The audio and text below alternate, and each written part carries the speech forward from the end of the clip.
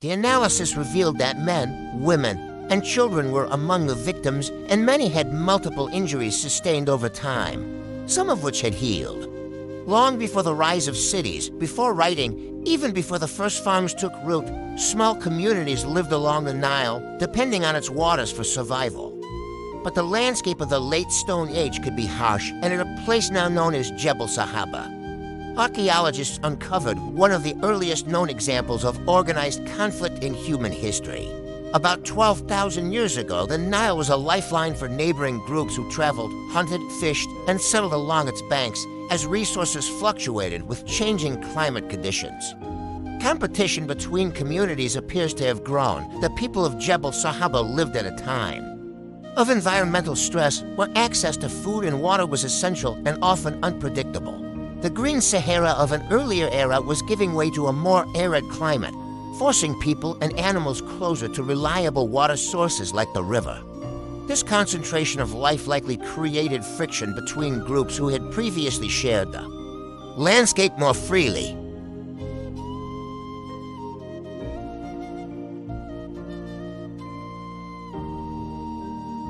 In the 1960s, during a major archaeological rescue project, researchers excavated a cemetery at Jebel Sahaba in what is now northern Sudan. The site held dozens of burials, many showing signs that the individuals had experienced repeated conflict during their lifetimes.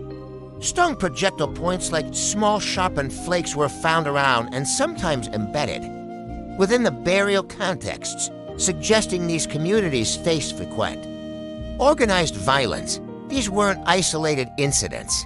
This tells a story of recurring raids or skirmishes, not a single catastrophic battle. The findings didn't just reveal a single event, but a pattern.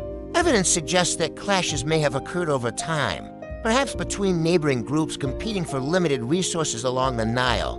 While we can't know the exact reasons for the conflict, archaeologists believe environmental pressure played a major role. When food is scarce and climates shift, cooperation sometimes breaks down and tensions rise.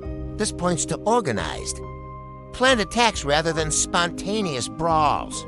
Modern analysis using advanced imaging techniques has confirmed that many of the injuries were caused by projectiles, likely arrows or spears fired from a distance. Importantly, this site does not represent constant warfare, but rather some of the earliest evidence that organized group conflict was part of human history long before the development of states or arms. It challenges the idea that war is a recent invention, tied only to agriculture and civilization. The individuals found at Jebel Sahaba were not warriors. In a modern sense, they were families, children, adults, and elders living in small bands and trying to navigate a challenging world. The evidence shows them fishing, crafting tools, and living their daily lives. Just like any community, the people buried at Jebel Sahaba may have lived through cycles of confrontation, defense, and survival. They were people who likely knew their neighbors, traded with them, and maybe even intermarried, but who also found themselves locked in a cycle of violence. It is a deeply human story of struggle and survival in a world that was rapidly changing around them. The story reminds us that early humans faced not just environmental hardship, but also the complexities of interacting with neighboring groups. Today, Jebel Sahaba stands as a powerful archaeological window into our shared past. It shows us that conflict has deep roots, but so does resilience. The fact that these communities persisted for generations in such a difficult environment speaks to their strength and adaptability. By studying sites like this, we gain insight into how ancient peoples adapted, survived, and shaped the long human journey. It's a sobering but essential chapter in the story of us.